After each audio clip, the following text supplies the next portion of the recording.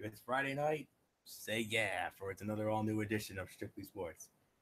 Hey, all right, nice to see you. Anthony Floyer here for another edition of Strictly Sports. Glad to have you with us on this Friday night. And yes, so glad to be back here. I mean, a week ago, we were unable to do the show. We had no choice but to cancel the show last week because, commitments and plans beyond our control. So we had to, put the show up last week. But, we're back this week and we're gonna do the docket that we were gonna get into last week. So, without any further ado, let's dive on in. Anthony Florio here alongside good old MF Michael Fletcher, Michael Bullock. He'll be joining us. I'm sure he'll join us at some point. He's out. I think he's out right now, but I'm sure we'll see if he comes in. So keep an eye out for him. So without any further ado, let's dive into the to our docket for what would have been last week's show a week later. So here we go. Kevin Love has signed an extension with the Cleveland Cavaliers, and the Cavs making sure their lone remaining 2018 NBA All Star on their team does not go anywhere anytime soon. Adrian Wojnarowski and Brian Windhorst of ESPN reported, along with Cleveland.com's Joe Varden, reported that the Cavs have signed Kevin Love to a 4-year, $120 million extension. This was back on July 24th. The team officially announced the move on that day as Love signed the contract at the Quicken Loans Arena in front of Cavs front office officials and construction crews working on renovating the arena. And in a statement, General Manager Koby Altman said, "We are very excited to announce Kevin's long-term commitment to the Cavs and Cleveland. This quickly became a partnership the second we began these discussions. Collaboration and winning matter greatly to Kevin, and that was reflected in this extension. Kevin's talent and character are both at a very high level, and he has earned his role at the center of what we want to do moving forward. As a 5-time All-Star and NBA champion, Kevin has a special understanding of exactly what success and winning require." And Kevin Love um, had a statement of his own saying, "When I first came to Cleveland, I came with a long-term mindset. I came here to win. We developed a culture here that reflects that. I'm super excited and I couldn't be happier. It's a big commitment from me and it's a big commitment from the Cavaliers. So I want to thank Dan Gilbert, Koby Altman, and the entire organization. I enjoy playing here. I'm excited about the team that we have and look forward to our future together. Cleveland fans have been special from day one, and I'm also looking forward to continuing to be a part of this great community." So here it is. Adrian Wojnarowski reported that Kevin Love opted out of the 2019-2020 season on his current deal and will earn $24.1 million next season before this new extension kicks in. Love turns 30 in September and had one season and a player option for the 2019-20 on his current deal. He averaged just about 18 points and 9 rebounds a game for the Cavs last season and was an all-star for the second straight year. He had to miss the game, however, because of a broken bone in his hand. So that's all of the logistics there. So, he had been mentioned in trade speculation since arriving at Cleveland, but the 6'10" big man with a guard shooting range now becomes the centerpiece of the franchise. You remember he was acquired by the Cavs in 2014 via a trade with the Minnesota Timberwolves on August the 23rd of 2014 for Andrew Wiggins, whom the Cavs had taken with the number 1 overall draft pick that year. Of course, the Cavs obviously lost LeBron James in free agency to the Lakers. Cavs had been in the last 4 NBA finals, but they were swept this past final by the Golden State Warriors, one of the worst finals of all time. Let's not kid ourselves. Adrian Wojnarowski reported that in the aftermath of that transaction, the Cavs aggressively pushed to secure Love to a long-term deal, and Altman and team owner Dan Gilbert had been determined to keep the Cavs in the conference playoff mix, and doing so would require keeping Love in the fold long term, which they did. He appeared in 59 games for the Cavs last year. He shot 415 from behind the arc and a career high 880 from the foul, about 88% from the foul line, and about 41.5% from the arc. He was one of just 4 players, Karl-Anthony Towns, Nikola Jokic, and DeMarcus Cousins, who made at least 100 3-pointers while averaging at least 9 rebounds last season. Over the last 4 years, Kevin Love has played in 271 games, averaged a double-double during that span, about 17 and 10. Since the 2014-15 season, he leads the team in total rebounds, 2,705, double-doubles, 145, 584 three-pointers. He ranks fourth in three-pointers made in Cavs history, 10th in defensive rebounds, 2,165, 12th in total rebounds. He also helped the Cavs reach the postseason in all 4 years. Of course, all 4 of those finals, and including their surprise and epic run to the NBA championship in 2016. And last season, he revealed that he had been battling anxiety throughout his life. Yeah, anxiety is, very serious. We all know that. I mean, I know he's not the only one who endures that. So yeah, they had to do something, obviously, because they lost LeBron to the Lakers, and once LeBron left, I know all the other teams in the Eastern Conference, especially the Boston Celtics, were breaking out the balloons and party hats, saying, "Finally, the Cavs' stranglehold on the Eastern Conference is finally going to end." And without question, it's going to end, without a doubt. I mean, Boston, obviously, the heavy favorite, but we'll get into that, down the road. But great move here. I mean, he's been the centerpiece of that team, and it's good that they have. I mean, he's obviously going to be the star now that LeBron took his ball and left to go to LA. So they had to do something, and they shelled it out. They paid the man, indeed, 4 years, 120 mils. So great job. Congratulations, Kevin Love. Well earned, well deserved. And now it's your team, buddy. I mean, they're obviously going to build it around him. So we'll see what happens. I don't know how they're going to be. One thing I do know for sure, don't expect them to reach the NBA Finals for a 5th straight year. I don't see that happening. No way. So as great as he is, that's not going to happen. If you still had LeBron, of course it would happen, but no. So I have no qualms about it. Well done. So I'm just going to park it there. MF, come on in. I mean, you're Mr. NBA. You know all about these hot stove transactions. So Kevin Love, 4-year, $120 million extension to stay with the Cavs. They had to do something after LeBron left, and they got the necessary guy. No, they got the necessary guy that they needed. Kevin Love is a good player. When he's healthy, he's one of the top, I want to say top 25, top 30 players in the NBA. No doubt about that. I don't think he's a good guy to have as your workhorse. He can get you the rebounds. He can get you the scoring. He is reliable behind the arc. I think, Anthony, you alluded to that as well. He's not going to put the LeBron numbers up. I think that's the one thing that I think a lot of people is going to have to realize is that, he's going to be the focal point. He's going to be the guy that you're going to want to rely on, especially in those clutch moments. He was pretty good in Minnesota before he got to Cleveland. His game got elevated a little bit, but the one thing that he was suffering was a lot of injuries. And that was the one thing that, you got to be a little careful with is the injury factor. But with Kevin Love, he's a good scorer, a good player, no doubt about that. And, the sky is the limit for this gentleman. And, to get a nice deal, 4 years, $120 million, definitely a great move too. And on top of that, the big factor or the biggest thing that I liked about this deal is that, he is a stand-up guy. He is a guy that really is well admired in the community, is actually a really respectable individual. As a matter of fact, there's a video out. This little kid, at Cavs practice, while they were at the university. I think it was the University of Ohio. I think they were at Ohio State. It was one of those universities.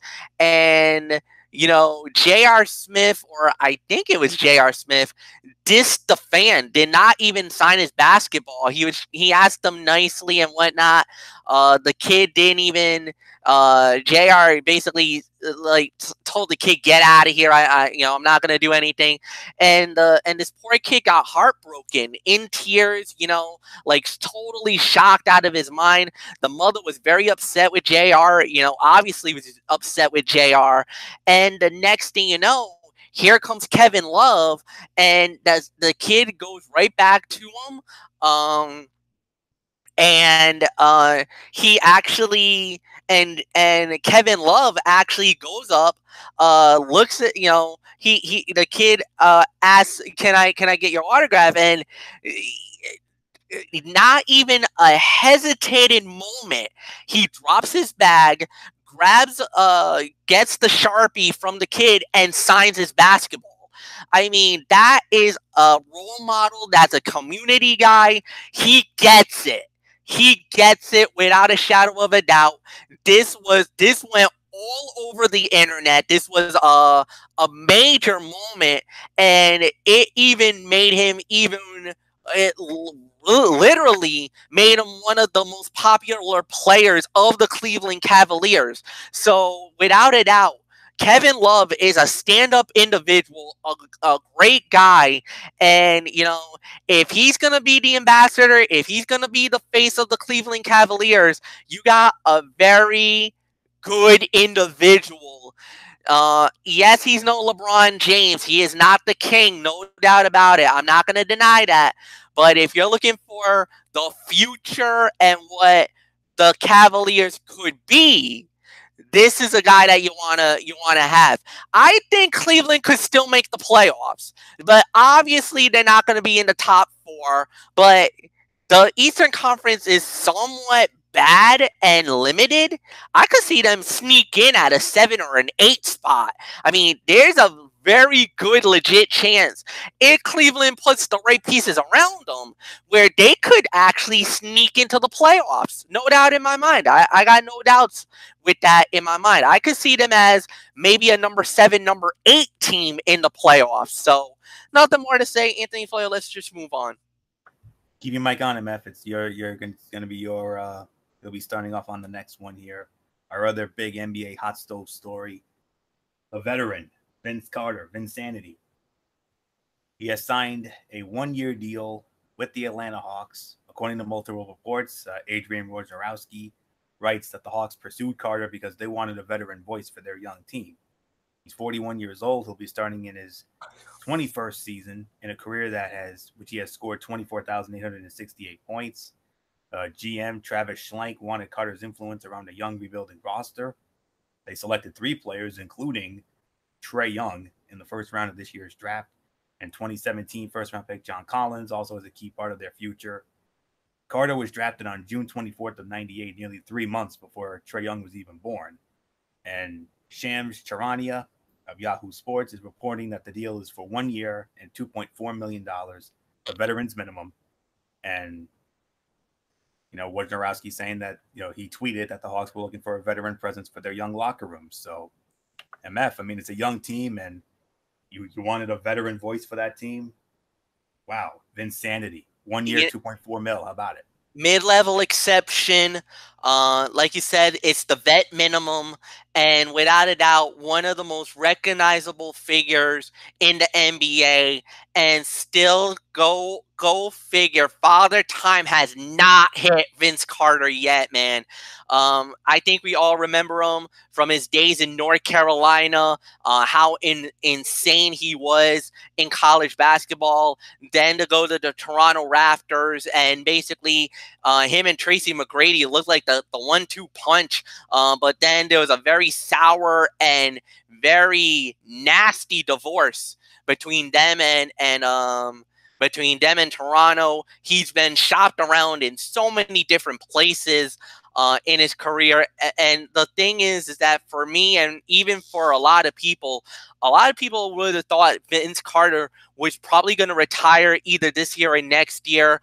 How does he still do it? What type of mileage does he have left on him? Let me tell you, this guy can still give you maybe 10, 15 points a night if given the opportunity. He is without a doubt one of the most electrifying players in our time. But the thing is that that, like you said, it's a very young team. It's a very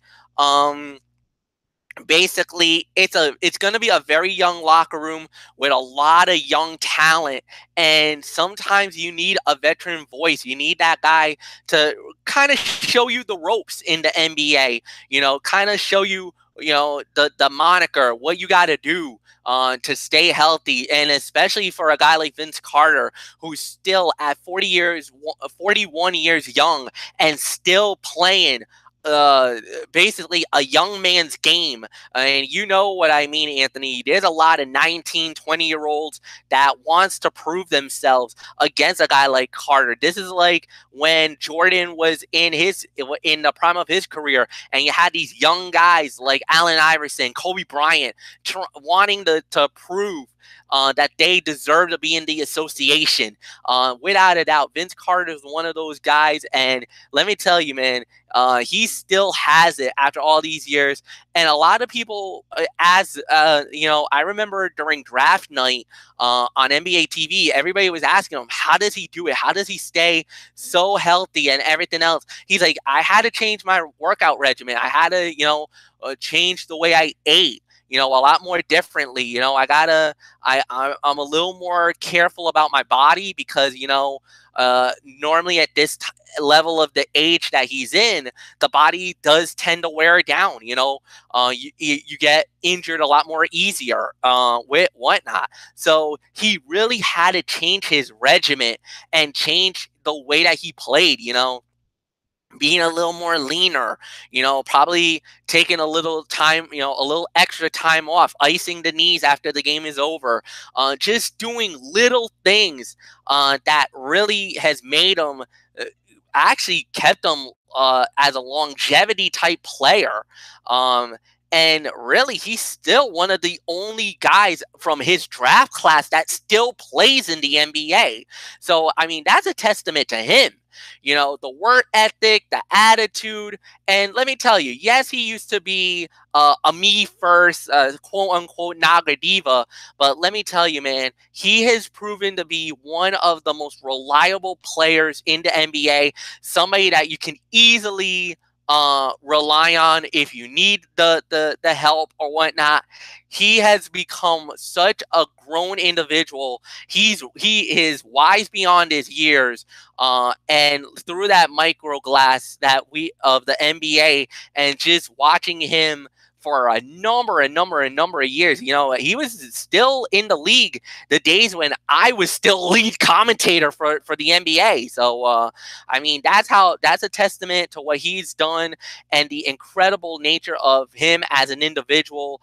And I wish him nothing but the best of luck, especially in Atlanta, who definitely has high expectations. Might not be a threat this year, but if you put these pieces around together and you keep that core, they could be a major threat in 3, 4, 5 years. So definitely a great move, and plus a great veteran voice to have as well. I mean, you could not have gotten a better pickup than Vinsanity himself. So Anthony Florio, go ahead, it's yours. Got a message from Michael Bullock. He's on his way home, so Bullock should be with us very shortly. So we'll keep a lookout for him and catch him up on what he missed when he came in, or when he comes in rather. So Vinsanity, he didn't do much last year. He played 58 games for the Sacramento Kings. He averaged about 5 points in about 18 minutes. Once he joins the Hawks, it's going to be the 8th team he's played for. He was with Toronto Raptors, the then New Jersey Nets, the Orlando Magic, the Phoenix Suns, the Dallas Mavericks, the Memphis Grizzlies, and the Sacramento Kings. So he's 325 points from passing Jerry West for number 21 on the all-time scoring list, and 412 points from passing the great Reggie Miller for number 20. And last year, at the age of 40 years and 46 days old, he became the oldest player to start in an NBA game since Juwan Howard in 2013. I believe he was with Miami for that one. But nonetheless, he is the oldest player in the league. I mean, the veteran minimum of a year and just north of $2.5 million. I mean, amazing. I mean, he's that's a great veteran presence to have. I mean, I know all those young boys are going to be looking up to him without a doubt. They've also agreed, Atlanta, another young guy, Daniel Hamilton. He was on a two-way contract with Oklahoma City last year. He's 22 years old, and he was a second-round pick by the Nuggets in 2016 out of UConn. And you know, MF said it all. I mean, it's this is definitely. I mean, he's likely to retire after the year, so I don't think. I mean, Atlanta's obviously a rebuilding team, so I mean, we'll see what happens. I mean, we'll see. I mean, Atlanta had a disappointing year last year. You know, they were one of those meh teams. I mean,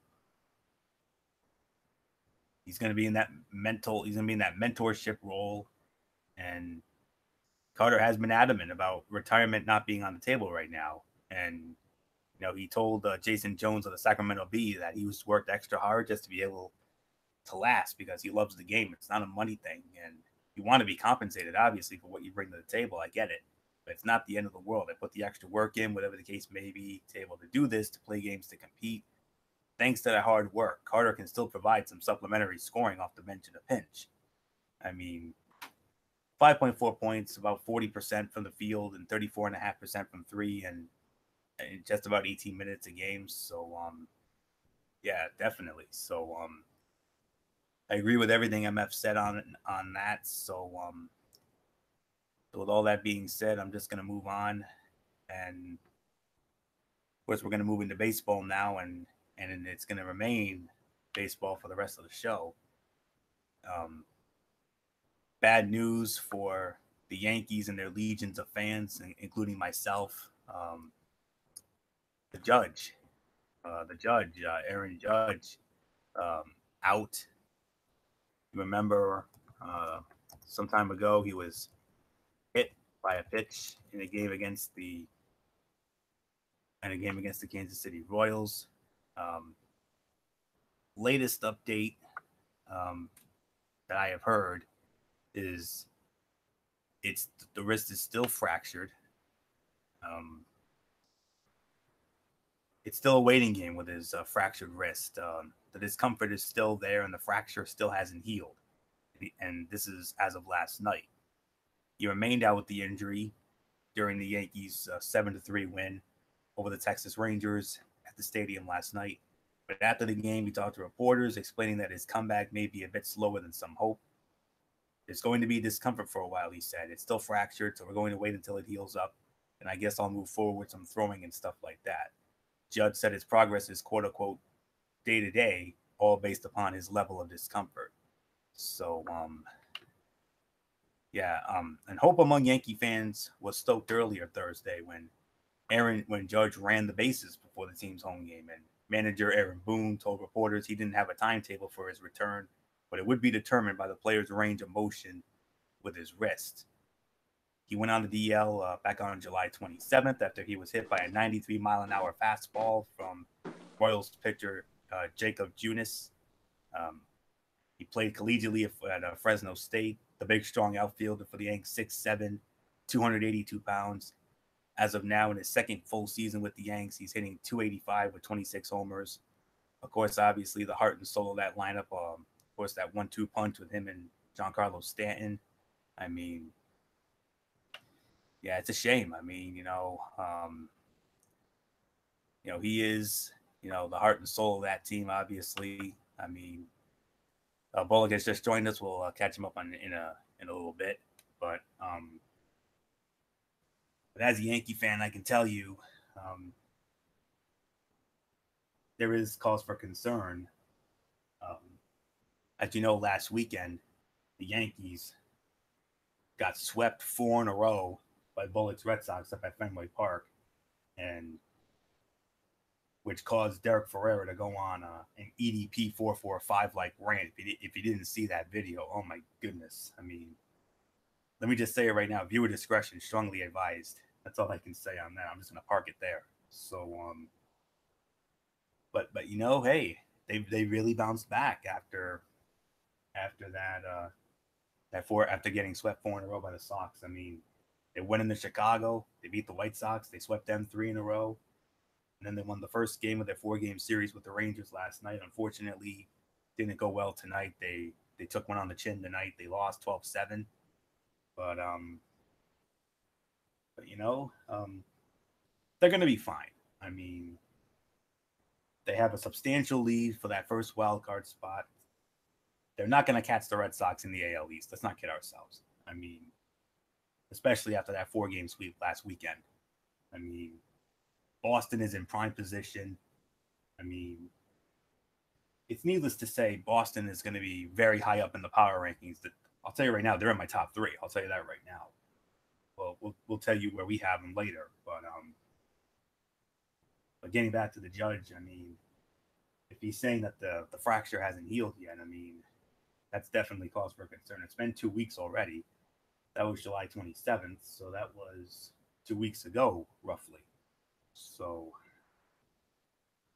I'd be lying if I said I was not concerned. I mean, even though we still have Giancarlo Stanton and Gary Sanchez and Didi Gregorius and, all these great talented hitters and a solid pitching staff, I mean, the immortal words of Aaron Rodgers to all Yankee fans, especially Derek Ferrer out there, just relax. We're going to be fine. They're going to be in the playoffs. I can see them making the wild card round. And interestingly enough, if they get past the wild card game, they're going to have to go up against the Sox in the division series. So MF, I mean, I think this is one time we might have to break our no division series rule. We might have to consider that if it should happen. I mean, can you imagine that? The Sox and the Yanks in the division series? Whoa, that would be holy guacamole. That's all I can say. That wouldn't be the first time that's happened, because remember, 2013 American League Division Series, you had the Rays and the Sox going at it. Yeah, but Michael Bullock, Rays and Sox is one thing. Oh no! I'm just Yankees and Red Sox that's a whole different animal. And just think, for years we've talked about them going at it in the ALCS. Yeah, and now all of a sudden we might get them in the divisionals. I mean, okay, 5-game series. I mean, but still, it's Yankees and the Sox. I mean, Fenway Park and Yankee Stadium. Get ready if that actually does happen. But don't sleep on a team in Oakland right now, gentlemen, because all of a sudden Oakland, they're looking hot too. They were left for dead at the beginning of the year, and they had, and I gotta tell you, other than the Red Sox, this is the team that I've had my vested interest in the second half of the season. They've been unbelievable what they've been doing. Definitely one of the big stories of the season. And then, of course, in the NL East, you still got Atlanta hanging around. Phillies running away with the division. Well, not really running away with the division, but they lead the division right now at a half a game, depending what they do right now with San Diego. Tonight, so who knows? By the end of the night tonight, we could be talking about the NL East tied again with the Braves and the Phillies, and the Nats are like 5 backs. And whoever thought of that when this season began? I think we all were thinking that the Nats were going to run away with it, and the Phillies and the Braves have proven absolutely not. With the way they've been playing lately. So definitely we've had a lot of great stories, but to parlay over what you were going to talk about, Anthony, and especially about the Aaron Judge thing, yeah, it's a big loss. It's a big problem for the Yankees too. Judge has been that spark plug that you needed, the home run hitter, the power guy for the team, a two-headed monster, of course, with Giancarlo Stanton. But I got to say it, the 4-game sweep, everything else that's been going on with the Yankees, it's been injuries. That's really killed them this season. And now we're at a point in the season where we're thinking, obviously the AL East is definitely a loss, because I think we all can openly admit it. After that 4-game sweep by the Red Sox over the New York Yankees at Fenway this last weekend, I kind of was thinking, all right, that's it. Stick a fork in the AL East. This is over in my eyes. And yes, I know it's we're talking August 10th, but I just don't see the Yankees making a run at the end of the season. I mean, I would love to see it get closer and tighter. I know Michael Bullock probably does not want me to say that, but I just don't see how Boston lets this division lead get away. I think what they'll do is they'll slam the door, win the division, and then maybe rest their starters. So unfortunately, Red Sox fans, I don't think they're gonna go for that all-time record that was once held by the Seattle Mariners. Also, I think the Yankees had a piece of that record too. The most wins in the regular season, which I think it's like 116 now. It's somewhere in that neighborhood. I know. I'm probably Anthony probably knows better. I think it's 116, right, Anthony? 116 wins. Two different teams: the 1906 Chicago Cubs, and of course the 2001 Seattle Mariners. Either of them won the World Series. Yes, that is correct. And the thing is, I mean, I agree with what you just said, Fletch. I mean, I think once the Red Sox wrap up the division, I mean, I know the players probably don't care about records. I think once they have the division wrapped up, I think you're going to see Alex Cora basically start resting some of his regulars. Yeah. And I don't blame them. And I understand that because obviously you want to get them well rested. You want them to be okay and healthy, especially going into the postseason, because that's the ultimate goal. You want to win the World Series. And the thing is, there is no curse. There is no Boston Strong that they need. There's no really rally cry this time around for the Red Sox. But what they've been doing is they just been dominating from beginning to end. They are without a doubt the most complete team in baseball right now.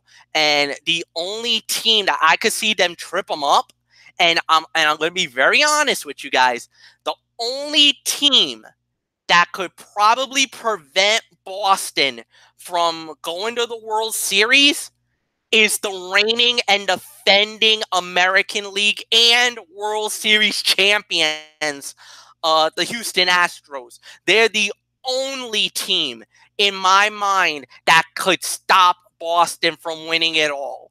I just don't think the Yankees got the team. If Oakland gets there, I don't think they got the team for it. I just don't see Cleveland have it this time around. Because I think their pitching is a liability this year. I think the Astros is the most complete team. The one problem with Houston right now is they got injuries. If they're fully healthy, 100%, going up against the Red Sox, oh boy, that could be 7 easy. In my mind, I just don't see it being anything less than 7 games. I think it'll go the full 7. Can Boston win it? Yes. Could Houston win that? Absolutely. They're like 1A, 1B right now. But as far as the Aaron Judge injury, bad injury, bad timing for it. And if he's not healthy before the postseason, I don't know, Anthony. I think, and especially with the way Oakland's been playing lately, I think Oakland could go to Yankee Stadium and pull off the upset and knock the Yankees out.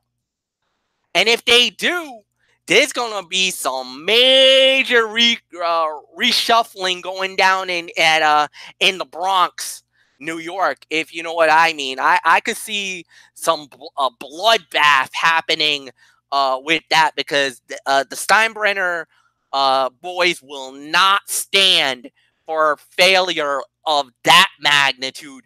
With the way that they've assembled this team, with Didi Gregorius, with Gabby Sanchez, Giancarlo Stanton, Aaron Judge, that pitching staff with CC Sabathia, Masahiro Tanaka, and all them guys, and they can't even get into the playoffs, that would be an absolute embarrassment for the New York Yankees if they can't make it to the postseason. The AL East is a loss. They most likely will be in the wild card game, but if they don't win that wild card game and get into the playoffs, you thought Derek Ferrera went on that rant after the Yankees got swept by the Red Sox. That's going to be nothing to his reaction if the Yankees does not even make the playoffs. That's all I'm going to say. So, yeah, bad loss without a doubt. You know, the expectations are high. We're going to have to wait and see. Michael Bullock, it's all yours, my friend. Well, we got to catch him up first. Yeah. I was just about to ask you, Florio. I mean, what else? Well, three to get into before that. The first story, Kevin Love signing that 4-year, $120 million deal, extension rather, with the Cleveland Cavaliers. So your thoughts on Kevin Love re-signing with the Cavs, 4 years, $120 million? I think this move basically, I think this move, Florio, I think really surprised some people. I mean, because many people thought that with LeBron James obviously going to LA and the way that team looks, you would think that maybe Kevin Love would probably want to play someplace else, but no, he's actually committed to staying in Cleveland, and he just proved it with signing that contract. So, but the thing is, I think Cleveland's going to once again go through some tough times. I mean, because obviously you need to have some good players to go with Kevin Love. So, but the thing is, I mean, I think he loves Cleveland. He wants to stay there, and he proved it by signing that big deal. So yeah. So at least they got one big name player still a part of that team. But man, I'll tell you this right now, they definitely need some more help if they want to get back in contention. All right, and Vince Carter signing a 1-year, $2.4 million deal with the Atlanta Hawks. Yeah, well, I think it's a good signing because you need some veteran leadership with that team. But man, oh man, I mean, Vince Carter, I mean, the ageless wonder continues. I think it's 20 years now he's going on in the NBA 21. Now, but the 21st. 21st. My goodness gracious. I mean, many people keep wondering when's he going to retire? When's he going to retire? But so far, I mean, he's proven he can still play, but not the Vince Carter that we once saw. But yeah, so maybe having some of that veteran leadership from Vince Carter could really help him out. So we'll just have to wait and see how it all goes with Vince Carter and with the Atlanta Hawks. And of course, what we've been talking about for the last few minutes, the situation with the Yankees, Aaron Judge out for 3 weeks. But he's saying that the fracture still hasn't healed yet, the discomfort's still there. So read into that what you will. Boy, I'll tell you right now. I mean, this couldn't happen at a bad time. I mean,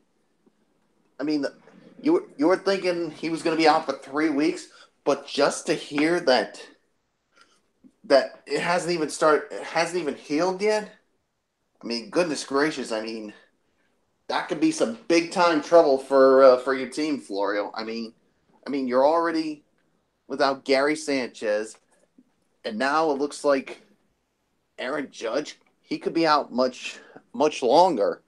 But I think the thing is, Florio, and I mean, like Michael Fletcher said, I think the division's lost for the New York Yankees. I think the main focus for them is to hold on to that wild card spot. That to me, I think should be their main focus now. I mean, unless the Red Sox go on a major losing streak, which I don't see happening with the way they've been playing. Oh no! I mean, unless that happens, I think the Yankees just solely need to focus on the holding on to that wild card, because I'll tell you, if they continue playing like this and all of a sudden they fall out of it, that rant that Derek Ferrera went on is nothing compared to the one he'll go on. I mean, we'll probably hear. We'll probably hear a lot more F-bombs and some other things that I'm not even going to bother mentioning. And I'll be quite honest, Florio, and I told you this, and Fletcher, you're hearing this from me for the first time. I think Derek, to me, he went way out of line with what he said and what some of the things he did in that video. I mean, Derek Ferrera. I mean, we've known him for a long time.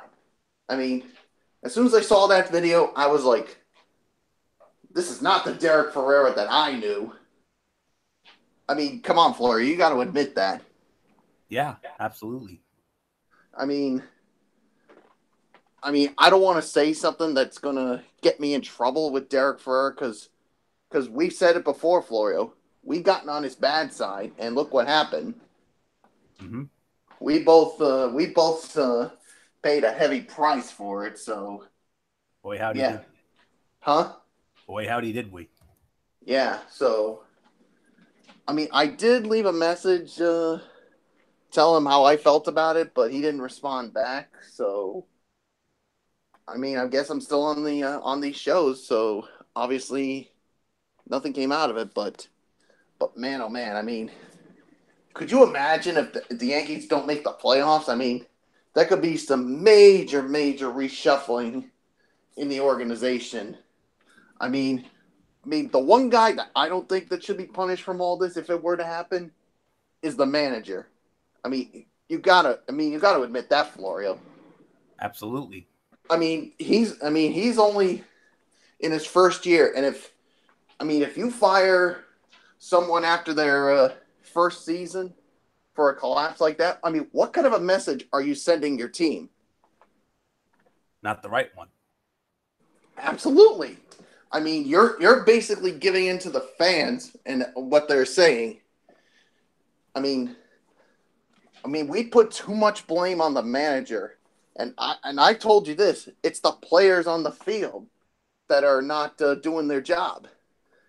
And I mean, some of the blame could be on the manager, but to put all the blame on him, I just think it's totally uncalled for. But I'll tell you this, like I said, I just think the Yankees need to focus on the wild card and start getting some of their players healthy and back. And then you never know. I mean, we've seen strange things happen before in the postseason. So who knows, Florio? Maybe your Yankees still could go on a run. Maybe win that World Series. So we've seen crazy things happen before. Oh yes. So I'm not ready to write off the Yankees yet. But yeah, I think the two teams that reign supreme in the American League is my team, the Red Sox, and of course your reigning, defending, undisputed World Series champions, the Houston Astros. Let's not kid ourselves with that. So, indeed. So, main point. I mean, Aaron Judge, he just needs to get healthy, and the Yankees, I think, just need to focus more on the wild card as we speak. Absolutely right. So, we'll park it there. So let's just now move on to the Major League Baseball trading deadline. Another deadline has come and gone. Bullock, you're all set. You're all caught up now. So MF, you've seen the moves. MLB trading deadline. I mean, winners, losers. What did you think of the deadline for 2018?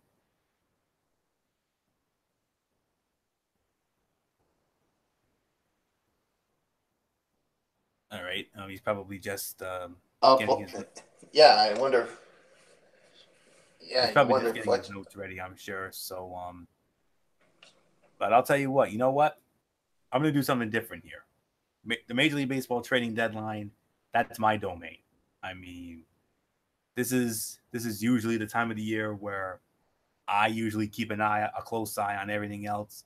Of course, I did that once again this year. So I'll tell you what, I'm going to give you my winners and my losers in no particular order. So my first winner, I have to say the Tampa Bay Rays. They got Tommy Pham, Austin Meadows, Tyler Glasnow, Jalen Beeks, bonus pool money, and players to be named later. I mean, their payroll right now,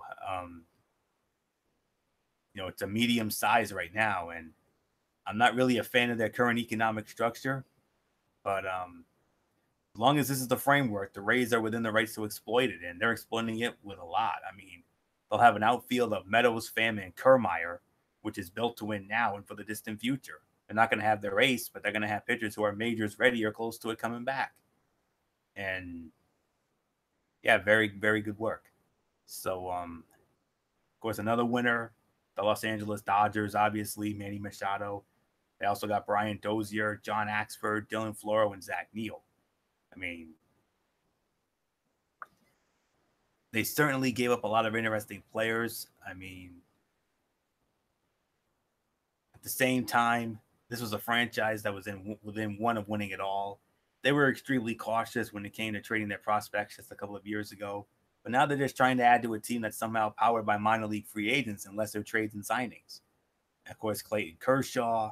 They might have the best team in the NL still. So it makes sense to add a hitter with Hall of Fame talent in the middle of his best season, even if he is just a rental. So when it comes to the Machado trade, it doesn't hurt that this is a preview of what it would be like to play for the Dodgers long term either.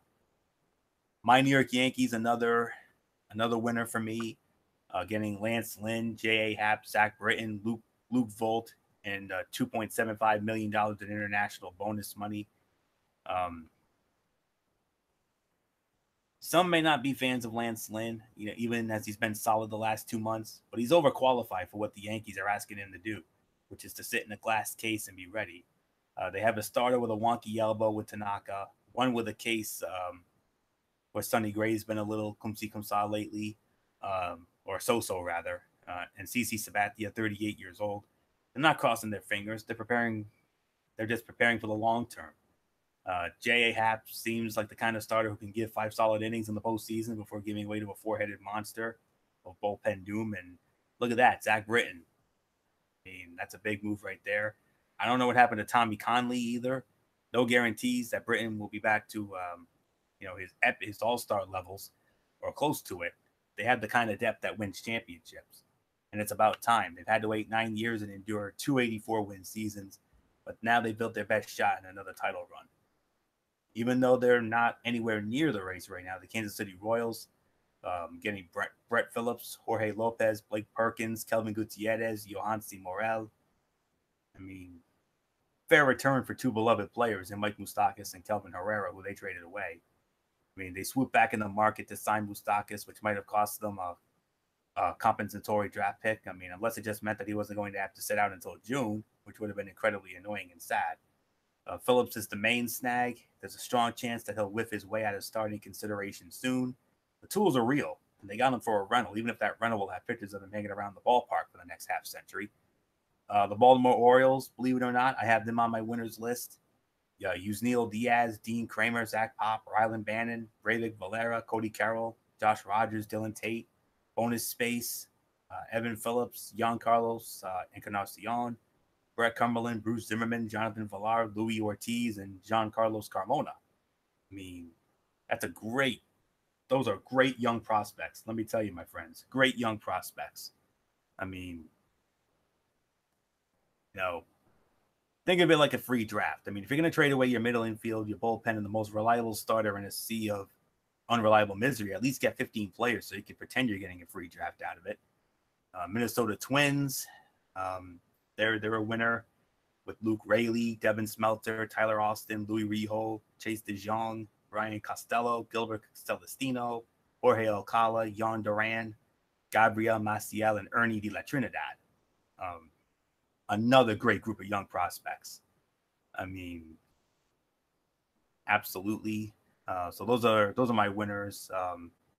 Cleveland Indians are on my losers list. The bullpen was a mess. They got 2 low-cost relievers with load to team control. They did lose one of their best prospects, and if it would help them reach the World Series, it's a successful trade. But it seems like one that could have been at least partially avoided with just a modicum of urgency. Arizona, another loser. there was a lot of talent for underwhelming players. Eduardo Escobar might be the best of that group, but I mean, most of their players are trending in the right direction. But as a deadline strategy, I want something bolder if I'm a D-back fan, if I can be honest with you. Colorado Rockies, another loser.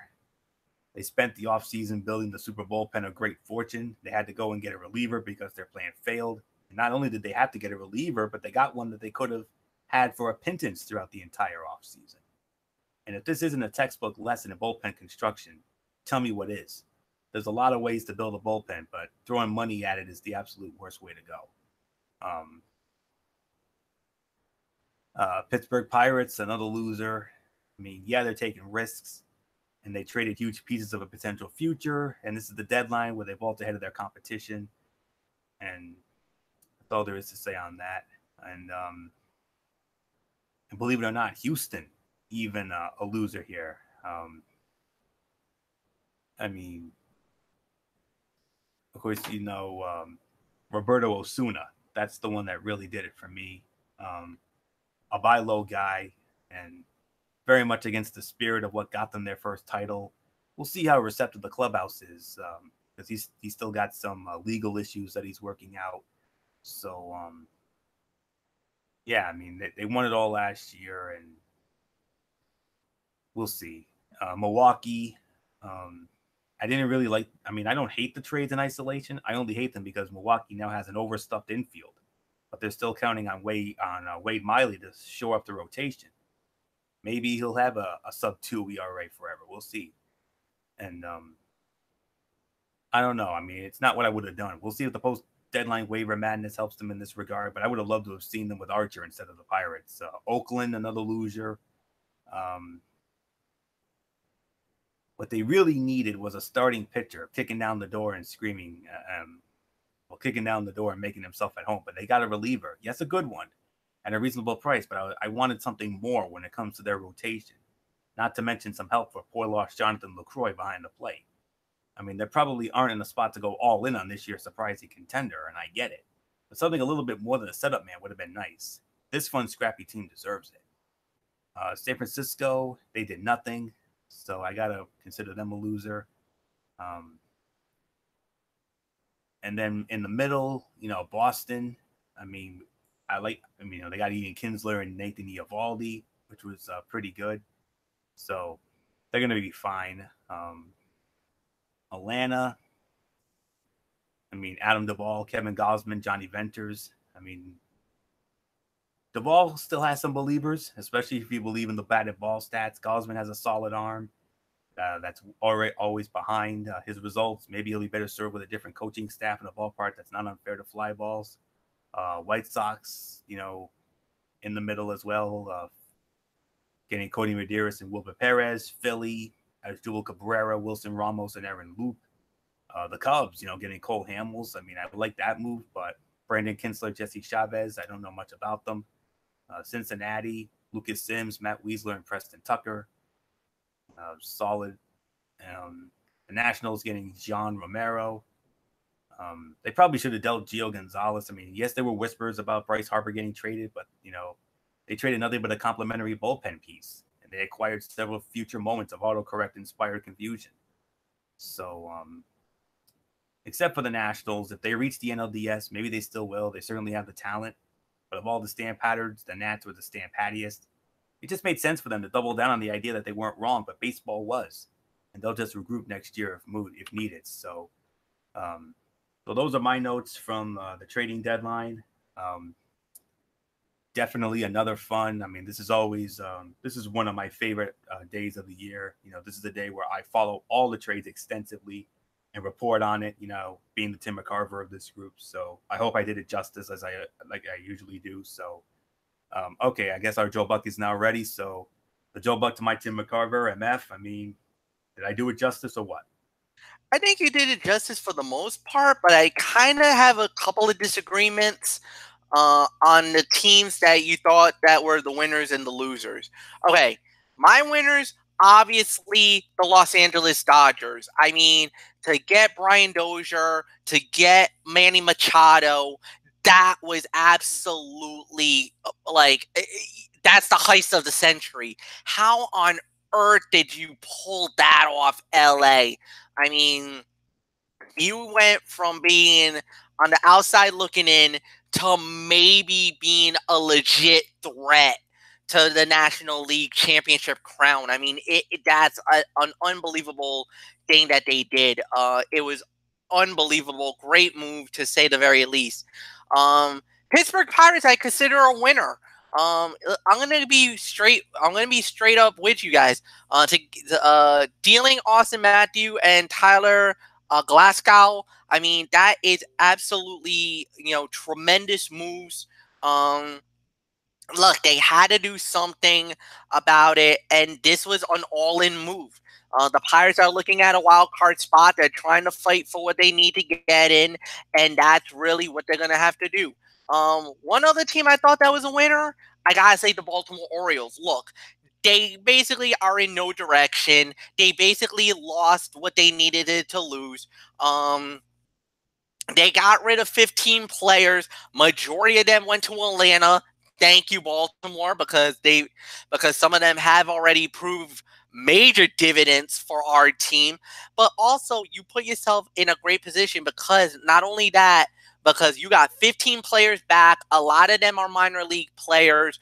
Basically, your farm system is now on full-on rebuild mode.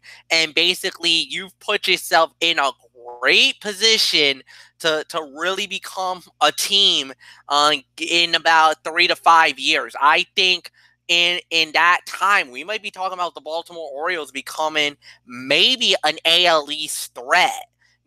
Give it a little bit of some time. Sometimes you got to build from the ground up. That's what Kansas City did. That's what the Mets did. That's what a lot of these young teams have done in the last few years. And look at what happened. They were able to get into some really good teams. They had some really good runs. And in some of the cases, a la the New York Mets, they actually made it to a World Series. The Kansas City Royals did that from the bottom ground up and won a World Series. So, I mean, it's definitely when you're a young, small market team, sometimes that's what you got to do. You got to blow things up, rebuild it, work from the ground up, and maybe and then hope and pray that lightning strikes in that bottle. And let me tell you, some of the last World Series champions has done that, had to do what we call the trusting of the process, like the Philadelphia 76ers would say in the NBA. Sometimes you got to lose a few seasons, have a bad year or two, get some good draft picks, and work your way up to become a really good baseball team. I mean, we could talk about the San Francisco Giants, how they did it. We could talk about, the Houston Astros and their run for the World Series. Kansas City, their run to the World Series. We could also talk about Chicago and the Chicago Cubs, how they had to blow things up when they got Theo Epstein and rework that thing, and lo and behold, they were able to win the World Series for the first time in 108 years. So, I mean, there's definitely a floor. You got to hit rock bottom before you can reach to the top. Maybe this is the rock bottom moment for Baltimore. Let's blow everything up. Let's put some young guys. We got some international money that we could work with too. So I think what they're going to do is they're going to probably now look at the draft, look for the best available young talent that they can get them in the single A, double A, work their way up through the farm system, and hope and pray that in that 2, 3, 4, 5, 6 years down the line, you got some major bona fide superstars in that system that could be the next Cal Ripken Jr., the next Rafael Palmeiro, one of these young guys that you can work your way up that could be the future, or down the line, the next big name for the Baltimore Orioles. So I liked what they did. One other team I liked that I thought was a winner was definitely the Arizona Diamondbacks. I thought they did a very good job. They bulked up their offense with Eduardo Escobar, Brad Ziegler, and Jake Deckelman. I thought they did a very good job. Yes, I do understand about the concern about the bullpen. I think that's definitely a little bit of some help that they need, but we'll wait and see what happens there. New York Yankees. I gotta call them a winner because they bolstered their starter, J.A. Happ. Then they got the Baltimore closer, Zach Britton, which I'm a little ticked off at you, Anthony, because the Braves was really pushing after him, because I heard a lot of reports coming out of the Braves camp that they were after Zach Britton very big time, and he ended up going to the Yankees. So you could say at that day I was crying a little bit of no joy when Britton went to the Yankees. I was not happy with you and your boys. And they also got Lance Lynn. Something good to work off. One other team I thought that was a winner, Chicago Cubs. I thought they did a really good job as well. My losers, I agree, Washington Nationals. I really think they could have done some damage. There was a lot of rumors about Bryce Harper. I don't think Harper would have gone, but I do believe a guy like Kevin Herrera could have gone. Gio Gonzalez should have flown the coop. Ryan Madsen could have gone bye-bye, but they kept him. No major moves there. One other loser, the New York Mets. Come on, guys. You got one of the worst teams in baseball, and you still have Zach Wheeler, Steven Matz, Noah Syndergaard, and Jacob deGrom. I'm sorry, man. They could have been dealt. Jorge Familia could have been dealt. Jose Bautista. Oddly enough, he went from Atlanta to the Mets, and still, you should have stuck with Atlanta, bro. You should have stayed with the Braves. You probably would have been better off. Pennant racing the whole 9 yards. You're bottom dwelling, and your season's practically done. So, nothing more to say about that. Yes, Milwaukee's infield defense, very suspect to say the very least. And the biggest loser, without a doubt, Houston Astros. Roberto Osuna, man, what a PR nightmare you boys just threw yourselves in. A guy who got suspended 75 games for allegedly assaulting a woman. I hope he delivers in the way that you're hoping for, because let me tell you, man, you put yourself in a real bad position. And another team that also was a big loser in my mind, San Francisco Giants. They did absolutely nothing. They could have gotten something for nothing. Derek Holland, it looks like he's on the outs. And are you going to be able to keep Andrew McCutchen? These are two guys that are on free agency contract years, so they could fly the coop easily, and you get nothing in return for either one of them. Absolutely wrong move, bad call. San Fran, you definitely mucked it up, as we would say. You screwed the pooch on this one. Nothing more to say. Bullock, have you given your thoughts about the trading deadline? No, I didn't yet. All right, then it's all yours, my friend. Yeah, you talked about it. Some of the winners that you mentioned, like you said, the New York Yankees, obviously, with some of the guys they got, obviously with Zach Britton and Lance Lynn, with some depth in their pitching, and then of course the Dodgers, of course, getting Manny Machado, and then of course Ryan Dozier, and I'll tell you that team's definitely looking like a team that could get back to the World Series. And but man, but you mentioned some of the losers. The Astros. Yeah, you did add Osuna, but you could have gotten some more. So, you guys pretty much touched on everything when it comes to the winners and losers. So I agree with everything you said. So I say we just move right along, Florio. We move on to the Major League Baseball Power Rankings. I don't know if I don't know who should be. Should MF, should you lead off on this, or should it be me? Or we know it's not going to be Bullock. So how do you want to go? Is this the power rankings we're talking about? Yes. Give me 1 minute. I think I might be able to lead this off. Just give me one moment. I just need to get into something that I normally do when I do the rankings.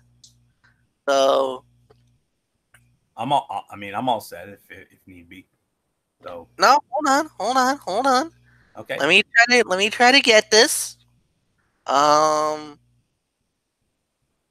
right, that's that. Okay, and now I apologize, folks. My it goes a little slow. It has its moments where it works, and then other time not so. Let's see. There we go. Got it. I think I got it. Give me what I want. There we go. I'm in. Just gotta look at the rank. I just gotta look at the everything that's going on in the moment. All right, that looks good. All right. National League, what we got? Huh? Oh, this can't be right. I thought. Wait a minute. Hold on. Where's the updated? They didn't update this yet? Yahoo did. Yeah, because it doesn't have the Braves listed as winners. Because I know the Braves won tonight. They beat the Milwaukee Brewers.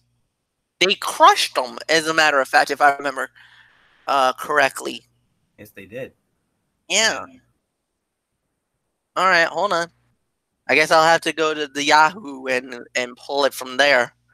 Didn't want to do it because 9 times out of 10, what I do is I actually, and I'm gonna openly admit this, I normally use the actual MLB website, and that's how I do. I do too if it's not. I do too if it's not updated. But if you need more time on that, please, I'll take it. It's not a problem. I've already got my rankings set to go, so I'm ready. So, I'll give you the time you need. So it's clear you need a few minutes to. No. Hold on. Because I don't really need the extra time. It's just that I just need to make sure everything's all legit and everything works out. And yes, it looks like this is it. All right, I got it now. I'm good. I'm ready. All right. So, all right. First off, my dud of the week. Normally, I never do duds of the week, but the hell with it. I'll do it anyway. Minnesota Twins. I mean, Wolf is all I can say about that. And as a matter of fact, I'll even say this. Sorry, Anthony, but I can't even put the New York Yankees into the rankings this week. I agree. When you're 4-6 in the last 10 games and you lost tonight, that's not gonna cut in my eyes. If they had won tonight, they definitely would have been in. Yeah. Oh, yeah. Most definitely. So with that said, I guess we will start it off. And at my number 10, well, all right. This might be an agree to disagree, depending on how you feel. But I'm going to say it anyway. My number 10 right now, and this is just for now because you never know, things can change within the next 24, in the next few minutes or hours. I'm going to lead off with Arizona Diamondbacks. I 5-5 in the last 10 games. They did lose. I think they lost their last game because I think they are. Actually, no, they got shut out by the Cincinnati Reds tonight. Oh, you may want to reconsider that one. So, what are you thinking? Maybe the Dodgers at 10? On their honorable mention status for me because they're 5-5. in the last 10 as well. My number 10 is a team that's actually 6-4 in their last 10. Phillies? No, I got them just a smidgen higher. I don't know. I probably dropping them because right now they're losing to San Diego. Ooh. They're losing to San Diego 2-0 right now. Bottom of the 6th. Are you sure about that? Because right now I would put the Phillies at 10 because if they lose, they're going to be tied with Atlanta for the division lead. That is very true. So, yeah, maybe I should eliminate Philly from the rankings. Maybe we should go with that. But the Dodgers are trailing. They're trailing Colorado right now, 5-4 in the top half of the 8th. Yeah, they are. Oh boy. Wow, what a time to be doing the power rankings right about now, and all of a sudden, the bottom two teams that we're talking about possibly for the number 10 spot, and they're hitting skids right now. Dodgers are losing, Phillies are losing. Where did that leave us? Houston. Even though they lost 2 in a row, they're still 6-4 in the last 10. I think Houston should be the number 10. That's just my. You know what? I can't argue it, even though I can't really see a valid reason why. Or I can't see another reason, like a valid reason, any other reason for it. But I guess I'll go with that. I can't say no. I can't say yes. I'll just agree with that and just say number 10 is indeed going to have to be the Houston Astros. That's a kind of a begrudging decision, but it is what it is. So, yeah, I'll do it. Number 10 is Houston. Okay. And I'm sure Bullock's going to agree with us on that. So, yeah. So with all that being said, yes, I'll tell you right now, the top 7 teams, I don't think we have to worry about teams 1 through 7, but 8 through 10 will be a chore. Let's not kid ourselves. But I did get them all set just before we got ready here. So our duds, my duds from the previous rankings, the Dodgers were 1, and so were the Yankees, obviously, and even the Colorado Rockies. Even though Colorado was winning tonight, they weren't as good as they were a couple of weeks ago when they slipped in the number 1 spot. So, with all that being said, Houston Astros are your number 10. The saving grace is the 6-4 in the last 10 games, even though they have lost 2 in a row to Seattle. 73-44, which is the second best record in the American League. 4-game lead over Oakland in the West. They lead the league in ERA and the WHIP. They're 4th in runs scored. They're 6th in batting average. And yeah, so like MF mentioned earlier, I mean, they're battling a slew of injuries. A lot of their stars are dealing with some serious injuries right now. So we got to definitely keep an eye on that. Since our last power rankings, they were swept 3 in a row by the Texas Rangers. I mean, how humiliating is that? Getting outscored 22-8 in the process. And then they would follow it up by, I believe they won 2 out of 3 from Seattle in Seattle. I believe that is what they did. Yes. 2 out of 3 from Seattle.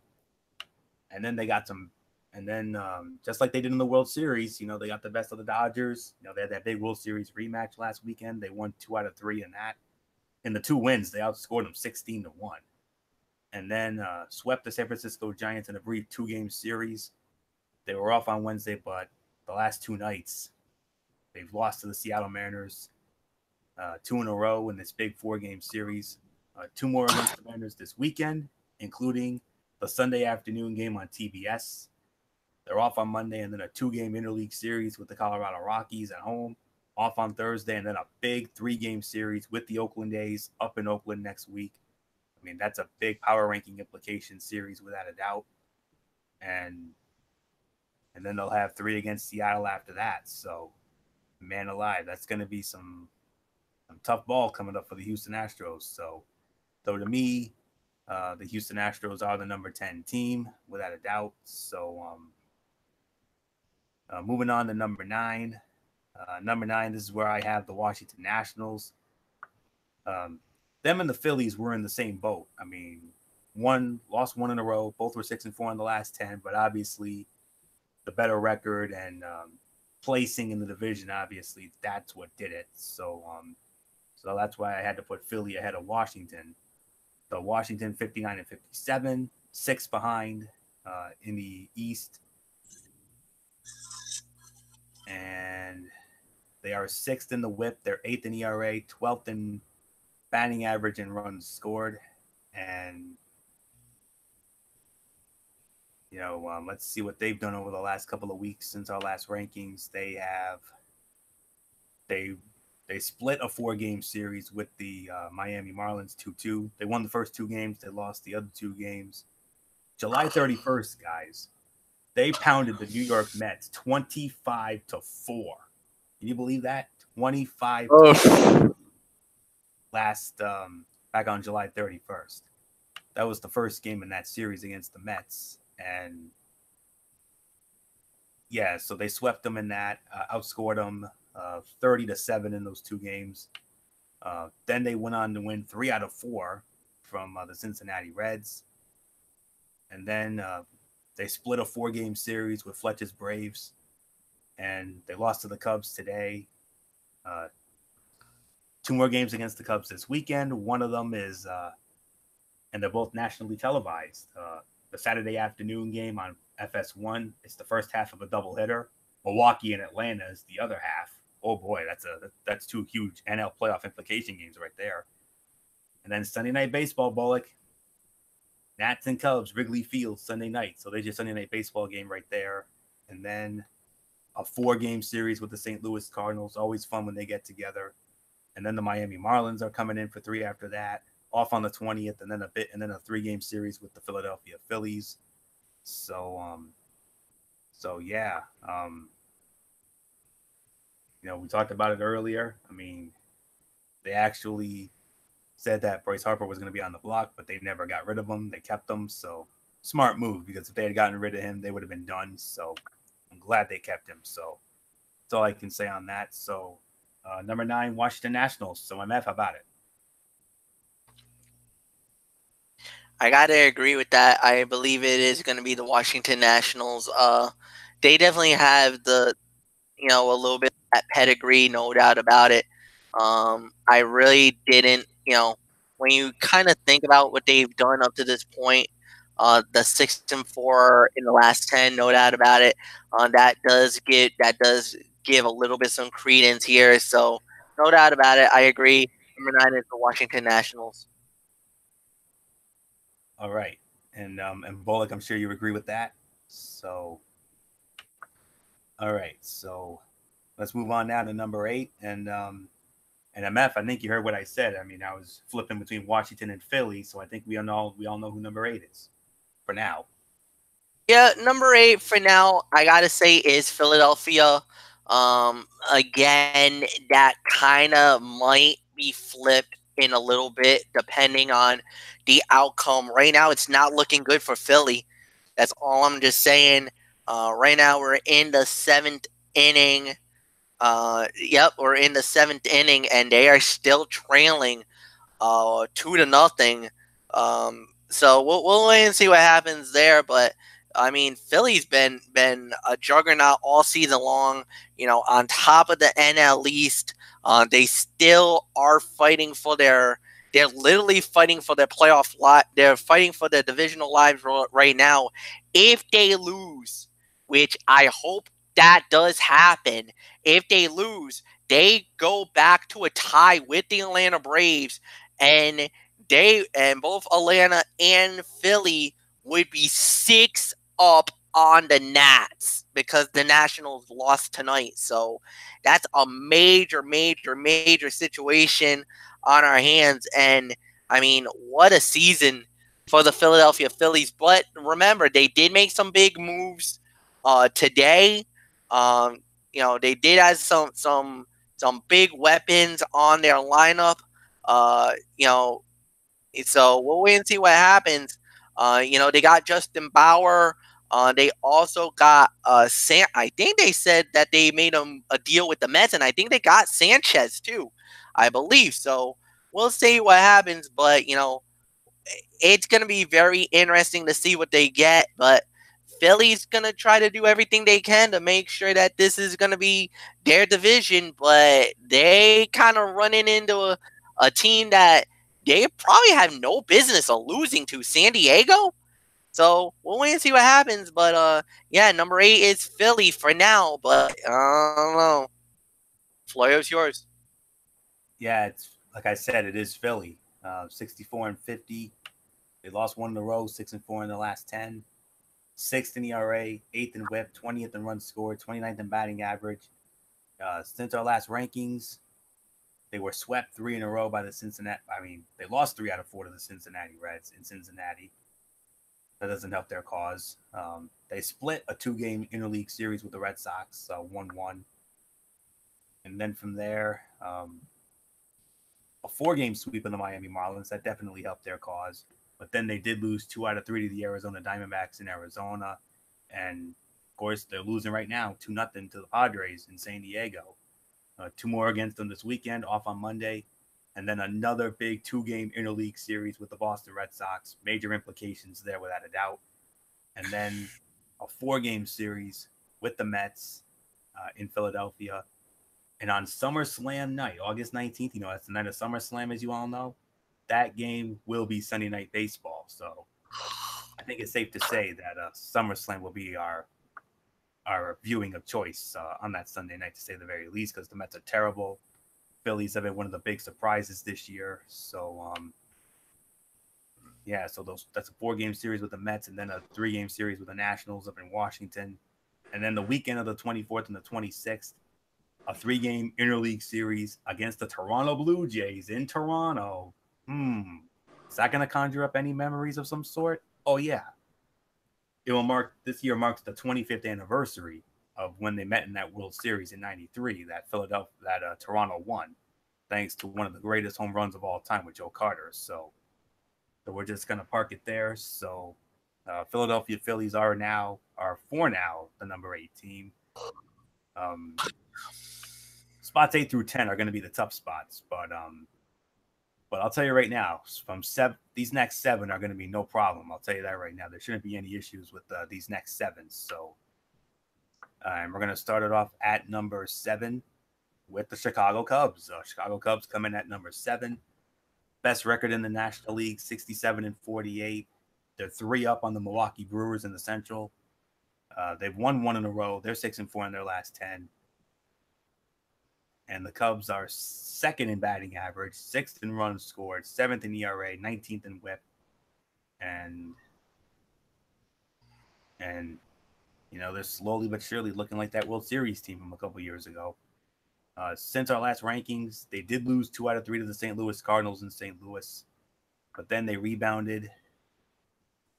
They went 1-1 against the Pittsburgh Pirates in a 2-game series. Split a 4-game series with the San Diego Padres 2-2. They won 2 out of 3 from the Kansas City Royals in Kansas City. They beat the Nationals today, so that was a big one for them. 2 more games against the Nationals this weekend. Like I said, both of them are nationally televised. Saturday FS1 game 1 of a doubleheader. Milwaukee and Atlanta is the other one. And then Sunday Night Baseball, Sunday night. Off on Monday. 2-game series with the Brewers. Big one right there. That's all I can say. 2 games. It's 2-game series, but that's a biggie. And then a 4-game series with the Pittsburgh Pirates, a 2-game interleague series with the Detroit Tigers, and then a 4-game series with the dud Cincinnati Reds. So things definitely looking up for Ward's Cubs without a doubt. So they're number 7. MF, these next 7 should be no issues. We hope they're going to be no issues, but we'll have to wait and see. Number 7, yeah, I agree. Chicago Cubs. They've been playing great lately. I mean, what is there to say? They've really gotten themselves under their they got the foot under them, and now they're starting to ride the wave as usual, as we would say. And they're just playing some great baseball right about now. There's really nothing more to say. So, Michael Bullock, I'll give it to you. Yeah, I definitely agree. I mean, yeah, I definitely agree with the. You said Chicago Cubs, right? Yes, we did. Yeah, the Chicago Cubs. I definitely agree with you on that. So, yeah, there's really nothing more to say. Let's just move right along. All right. Now, Anthony, just help me out here. I just want to make sure, because I know because I know you said the final six are easy. I just want to make sure and that I'm on the same page with you. All right. Go ahead. Number 6, Cleveland Indians. One off.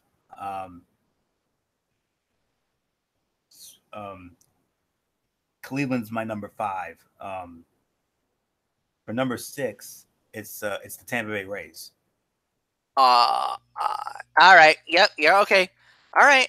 I was thinking Cleveland there, but no, Tampa. Yeah. All right. I could see that. They're also 6-4, winners of 2 in a row. Definitely. I think we can agree with that. I don't see much of an argument with that one. So, all right. I see where the logic is. Even though they have been struggling, they're only 2 games over 500, but they are over the 500 threshold, which makes them eligible for the rankings. So yeah, no doubt about it. Cleveland, the Tampa Bay Rays is number 6. So, Bullock, I would guess you'll agree with this. Oh yeah, definitely. Tampa Bay Rays. They're my number 6 as well. So there's really nothing more that needs to be said. So Florio, it's yours. It's Tampa. Yep. 59-57, winners of 2 in a row. Yes, they're eons behind the Sox, 22 and a half out, but the record's there, the numbers are there, so that's why we got to put them in, 2 in a row, 6-4, the last 10, 59-57. Since our last rankings, they lost 3 out of 4 to the Baltimore Orioles, but then they rebounded a 3 after getting swept by the Orioles. They somehow got it together. A 3-game sweep of the Los Angeles Angels of Anaheim, but then they got swept by the dud White Sox last weekend. But they righted the ship, winning 2 out of 3 from the Baltimore Orioles, and winning the first of a 3-game series with the Toronto Blue Jays. They beat them down 7-0. 2 more against the Blue Jays in Toronto this weekend, off on Monday, and then a 3-game series with the New York Yankees at Yankee Stadium. And then next weekend, they'll be going up to Fenway for a 3-game series with the Boston Red Sox, and then a 4-game series with the Kansas City Royals, and then the Red Sox come in for 3 after that. So that's really all I can say on that. So one of the big winners of the trade deadline, without a doubt, some great moves, especially Austin Pham. I love that move. So Tommy Pham rather. So I'm just gonna leave it at that. So Tampa Bay comes in at number 6. Number 5, now MF. This is where the Cleveland Indians come in. 7-3 in the last 10. Lost the last game, 64-51. An 11-game lead over the Minnesota Twins in the Central. 2nd in WHIP, 3rd in runs scored, 4th in batting average, 12th in ERA. Not bad, but not exactly the best either. They're middle of the road when it comes to that. The other 3 areas, they're good. So since our last rankings, they won 2 out of 3 from the Detroit Tigers in Detroit. And then they followed that up by, I believe it was 2 out of 3 from Minnesota. Let me just check that. Yes, 2 out of 3 from Minnesota. In Minnesota. And then from there, they won 2 out of 3 from the Los Angeles Angels of Anaheim. And then they won 3 out of 4 from the Minnesota Twins. But they lost to the dud White Sox tonight, 1-0. Oof. If it wasn't for that, they definitely would have been a little bit higher, without a doubt. 2 more against the White Sox this weekend, and then a 3-game interleague series with another dud team, the Cincinnati Reds. Oh my goodness, they got a soft schedule coming up here. But they couldn't take advantage of the White Sox tonight, but they got 2 more chances against them. 3-game interleague series with Cincinnati off on Thursday, and then a 3-game series with the Baltimore Orioles. And then from there, a big 4-game series with Bullets Red Sox up at Fenway. And then a 3-game series against the Kansas City Royals after that. So, with the exception of the Red Sox, I mean, they got a very soft schedule coming up that they really need to take advantage of. The White Sox, the Reds, and the Orioles coming up before that big series with the Sox. Woof. Take advantage, guys. Those are the teams you need to beat. Because so help us, if you don't, we're going to poo-poo all over you. Don't think we won't, because we will. And we have. So that's all I can say on that. You're number 5 for now, but if you didn't lose to the White Sox tonight, who knows? Maybe there's a small chance you could have been top 3, but I don't know. Maybe even 4 at best. But sorry, Cleveland Indians, you're still in the top 5. But MF losing to the dud White Sox, dude. Yeah, you can't do that. You can't do that. You can't do that. You can't do that. Maybe they just think that they're just. It's probably a complacency. Look at the division. They're the only team over 500. All the other teams have losing records. I mean, it's just one of those seasons where, there's really no threat for Cleveland. But you gotta finish strong. You can't lose these kind of games and think that that we're not gonna punish you in the power rankings. You're asking for trouble, when you do that. So no, I agree with what you're saying, Anthony.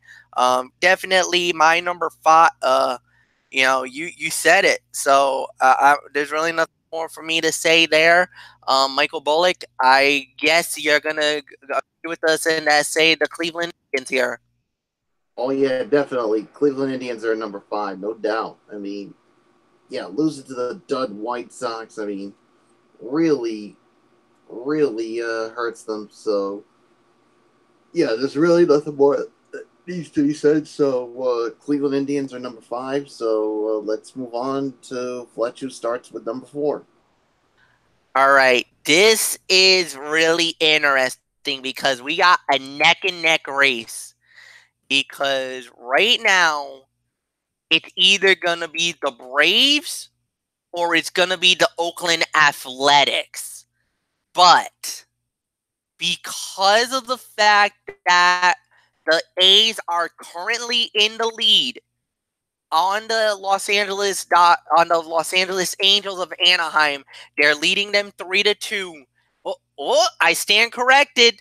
The Angels just took the lead 4-3.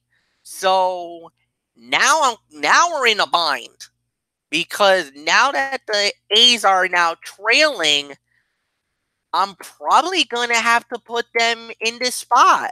So my number 4 at the moment is the Oakland A's. I mean,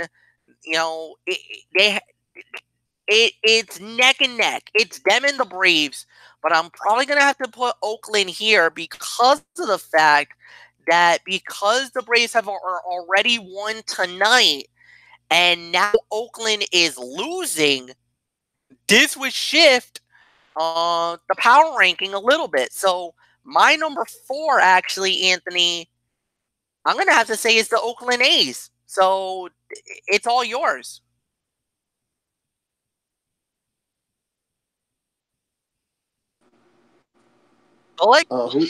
Yeah, I'm right here. What did you have at number 4? Oakland.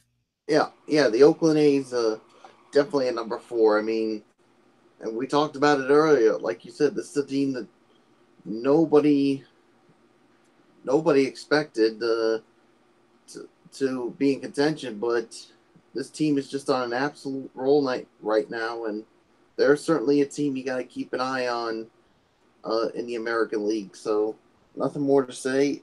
Florio, it's yours.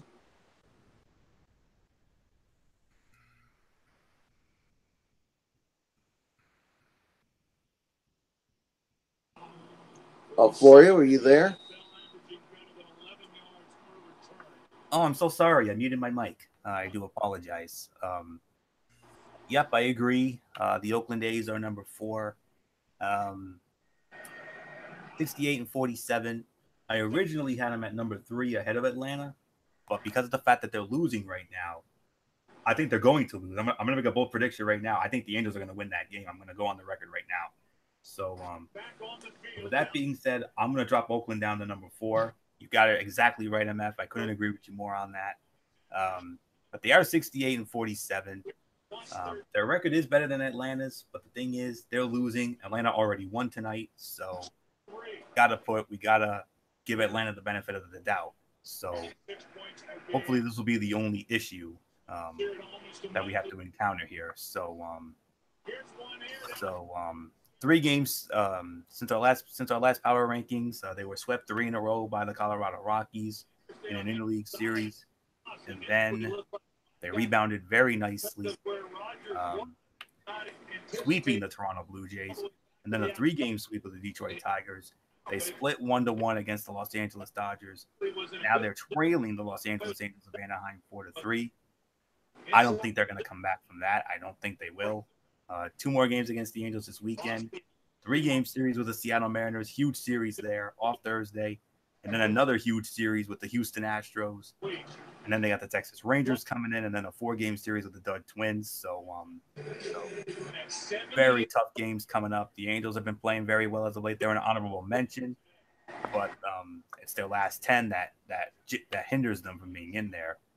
Seattle, you know how good they've been. Houston, of course, the champions. So we'll see how that goes. So really all I can say on that. So the Oakland A's are number 4. Atlanta Braves come in at number 3, without a doubt. 63-50.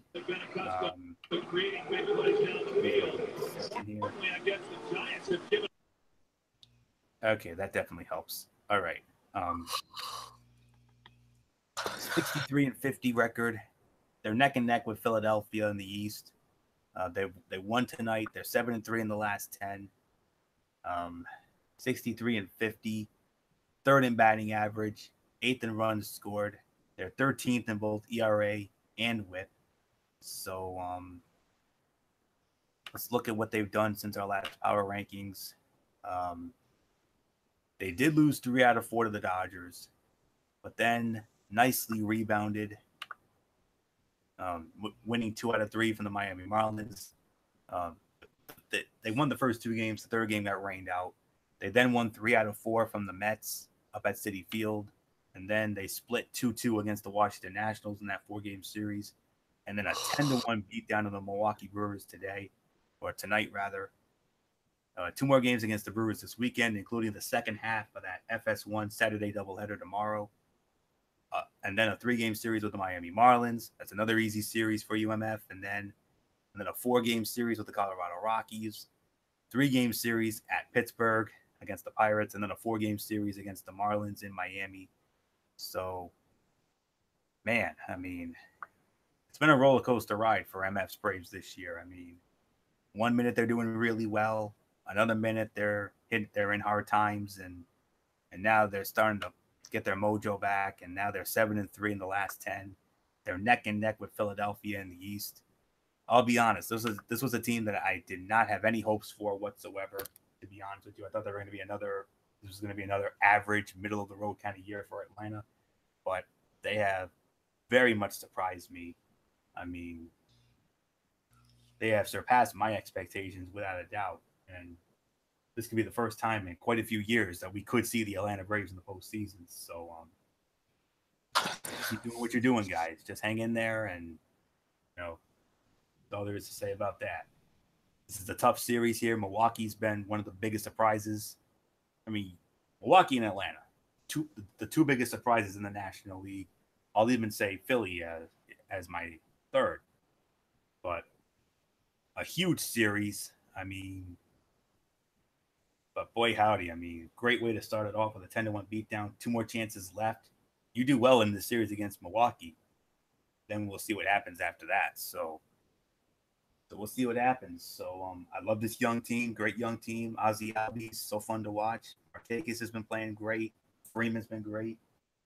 Pitching staff has been solid at best. So that's all I can say on that. So I'm going to give it now to our resident Atlanta Braves insider, MF, I mean, I know you agree with me. It is Atlanta at 3. I mean, roller coaster year, man. 1 minute you're great, another minute you suck, and then the next minute you're great again. What's going on? Just inconsistent. Sometimes we run into some really good teams that we just can't beat.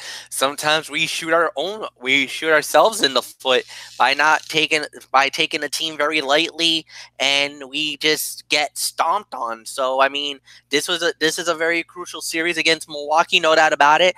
Always wants to get off on the right foot, and tonight Atlanta did indeed get off on the right foot.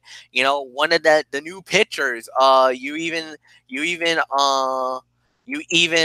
talked about it tonight, Anthony. One of the new star pitchers for the Atlanta Braves. We had going into tonight's game, and he absolutely delivered in the clutch that we know to dominate. That was it's not Tehran. Tehran's pitching tomorrow, but I want to hold on. I'm gonna the stats for the game, so just bear with me a moment. If this thing ever works. It was basically Atlanta doing what they had to do. But what really stood out was Kevin Gustafson. He made his debut in Atlanta, and I mean, what a performance for first game as an Atlanta Brave, the first home game for Atlanta Brave. You go 8 innings, give up 1 run on 6 hit with 8 strikeouts. I mean, welcome to Atlanta. Is all I can say. Kevin Gustafson had a night to remember at Suntrust Park in Cobb County, and he looked great today. So that's what you wanted. This was one of the new hired guns. This was the guy that we got via the trade, thanks to Baltimore, and we were hoping. We were like, let's see what you got. Hopefully you give us something good. And I think he did more than just good. He gave us a performance of a lifetime that's gotten us excited in Atlanta. There's been a few performances like that so far this season. Hopefully we get to see a little more of that, because maybe that would be what we need to push us over the top and possibly give us the NL East. It's been a long time since we've had it. So, you never know. So, yeah, number 3, no doubt about it. The Braves, Michael Bullock.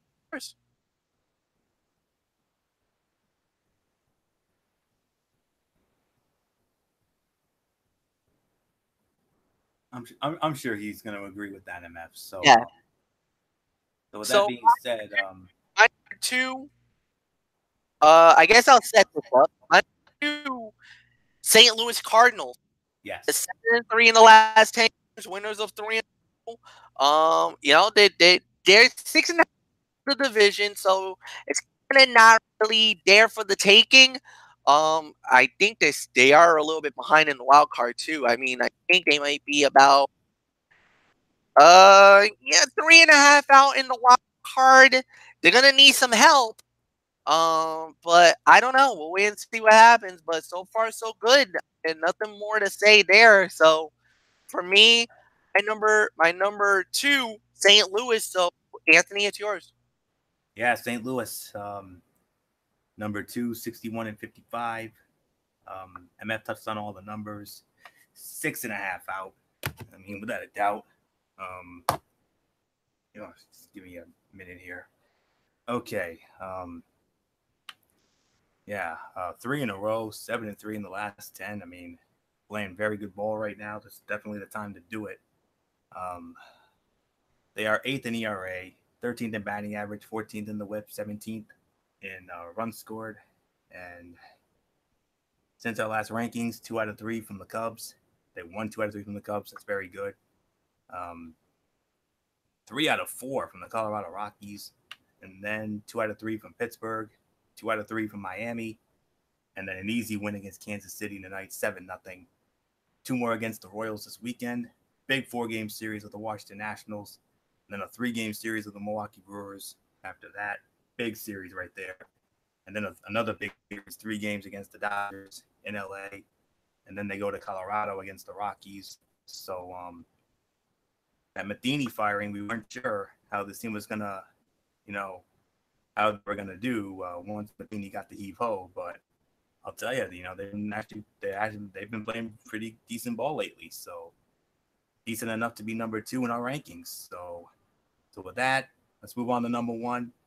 I don't think there's any doubt in our minds who the number 1 team is. And Michael Bullock, I know you're going to be a very happy man when you hear this. It's your team, man. It's your Boston Red Sox. They're number 1. They won tonight, 8-2 in their last 10 games. Listen to this record, folks. 82-35. 9 games ahead of the Yankees in the East. Needless to say, they're going to win the East. Unless, of course, what happened 40 years ago happens again 40 years later. That would be something, but I don't see that happening out with this team. No way. They lead the league in batting average and runs scored. They're in ERA. They're 5th in WHIP. And what else is there to say? Since our last power rankings, they won 3 out of 4 from the Minnesota Twins. Went 1-1 in a 2-game series with the Philadelphia Phillies. But the big one, 4-game sweep of the Yankees last weekend, 28-13. They outscored them in those 4 games. And then they won 2 out of 3 from the Toronto Blue Jays up in Toronto. And then tonight, winning an absolute slugfest with the Baltimore Orioles, 19-12 at Camden Yards tonight. 2 more games against the Orioles this weekend, off on Monday. Another big 2-game interleague series with the Philadelphia Phillies in Philadelphia, off on Thursday. 3-game series with the Tampa Bay Rays, and then a 4-game series with the Cleveland Indians, and then another 3-game series with Tampa and Tampa. So, man alive. I mean, right now, this team is on pace to win in excess of 109 to 113 games this year. I mean, mind-boggling. I mean, I knew this team was going to be a good team. I just didn't think they were going to be this good. I mean, 82-35. I mean, it's definitely conjuring up memories of the 98 Yankees and the 01 Mariners. I mean, that was basically their record at around this point in 98 and 01. So they keep doing what they're doing. Oh, my goodness. It's going to be sky's the limit. And as of right now, they are my pick to win it all right now. I mean, the offense is at another level. JD Martinez right now is my front runner for AL MVP right now. He is just killing it. Mookie Betts is killing it. I mean, Alex Cora, definitely, if this keeps up, without a doubt, Alex Cora is going to be the manager of the year, hands down. So, sky's the limit. That's all there is to say on that. So with all that said, without a doubt, number 1 with a bullet, it is the Boston Red Sox. Unbelievable. What did you say, MF? I agree. Number 1 is Boston. I mean, they've been killing it lately. They've had a remarkable run. Nothing more to say. Anthony, let's just put an end to it. Bullock, do you wanna share a quick thought about what your team's been doing lately? I mean, just beating people left and right. Yeah, I mean, nobody expected the Red Sox to basically, win all 4 games against the Yankees. I didn't even think so. I thought at least win 3 out of 4 or a split, but to win all 4 games, that just showed you that this team is far different than the other teams we've seen. And I'll tell you this right now, Alex Cora, to me, he's got to be the favorite to win the AL Manager of the Year. I mean, that's just how I feel. I mean, obviously you got 2 AL MVP candidates in Mookie Betts and JD Martinez. And of course, JD Martinez, the first person in the majors to get to 100 RBIs. So, and then you got that pitching of Chris Sale, who's going to come back on Sunday. So they're going to be a tough team to deal with come October. But like Fletcher said earlier, I think the one team that stands in the way is the Houston Astros. So we'll see how it goes, but right now the Red Sox are D number one. So let's just put a wrap on this, Florio. Absolutely, but it's not just Houston. I mean, don't forget the Yankees or the Astros. I mean, the Yankees or the Yankees rather. I mean, they could give Boston a serious run without a doubt. So, but we'll see what happens come October. But right now, it is Boston. So, all right, we're gonna put a bow on this. MF is already tapped out for the evening, so hopefully we'll see him back Monday night. So, Bullock, let's get your shout outs real quick, and then I'll set the table for some very exciting content coming up. All right. Of course, we want to thank you all so very much for tuning in for another great edition of Strictly Sports. Of course, shout out to all of our tremendous fans and viewers out there who support our shows. Of course, shout out to all of our super fans out there. You guys know who you are. To all of our friends from our high school days, you guys know who you are. To all of our local personalities from 6, 10, and 12.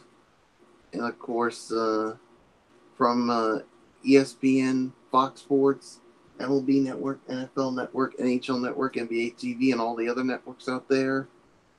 And of course, our friends from the Road Show, Will, Brendan, and Michaela, and of course, the former co-host Mary Larson, Megan Mooney. So, yeah, so that's pretty much going to do it for me. So, and this is just a reminder to you, Florio, I will not be on the show Monday because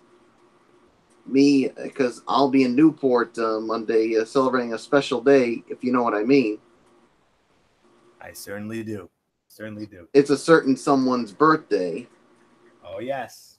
Yep. Absolutely. And she and I will be going to Newport for the day. So needless to say, we won't be doing a Raw chat either. Yeah.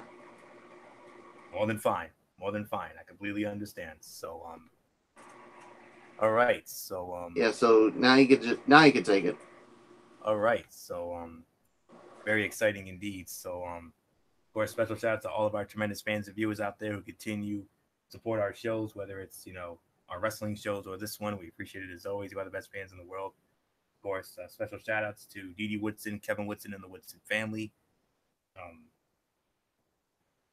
Alongside our insiders, Jason Hicksonbaugh, Matt Ward, and Hicksonbaugh recently celebrating a birthday. Daniel Luttrell from the UK. Our other first ladies, Kaiser Butler, Megan Silva, and Lexi Callaway. Our other crew members, Tommy Souza, Eric Carrier, Jimmy Alden, Al Braderson, and Rob Parsons, and of course the man himself, Derek Ferreira. And a great job from MF as always. And so our personalities 6, 10, and 12. And of course, ESPN, FS1, MLB Network, NHL Network, NFL Network, NBA TV. Chantel McKay from the Golf Channel, Lindsay McCormick and State of Sorrel. Our friends from the Road Show. And speaking of the Road Show, Bullock, don't think I didn't notice your special someone on the show yesterday. I saw it. So she did an amazing job. Oh, I know. I watched it. I knew you would. Yep. Bullock's special someone was on the Road Show yesterday. Did a wonderful job. I saw it. Very well done. Promoting Special Olympics of the 50th anniversary. Did a great job with that. Major shout out to that one. Of course, Will Gilbert, Brendan Kirby, Michaela Johnson, the former co-host Megan Mooney and Mary Larson. My wonderful church family and friends over at Oasis of Grace Ministries on 464 Silver Spring Street in Providence. If you need a church home, check them out. Exit 25 off Route 95. Sunday mornings at 9, Bible study a little after 10, Sunday service. Wednesday nights at 7, Bible study, other things going on. Looking forward to seeing them Sunday morning for another wonderful service.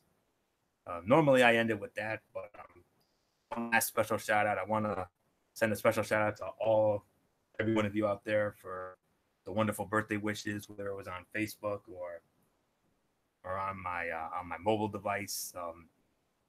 Very much appreciated from all of you. I've had a blessed couple of days with the families, with some relatives. So been a great couple of days. Some more events coming up later this month. So very much looking forward to all of it. So very much appreciate it all. So I thank you all very much from the bottom of my heart. Grateful for all the wishes. You saw my post on Facebook, so I'm just gonna park it there. So yes, future content coming up.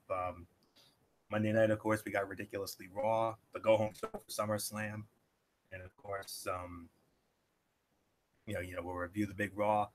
Of course, a big moment coming up on Monday night.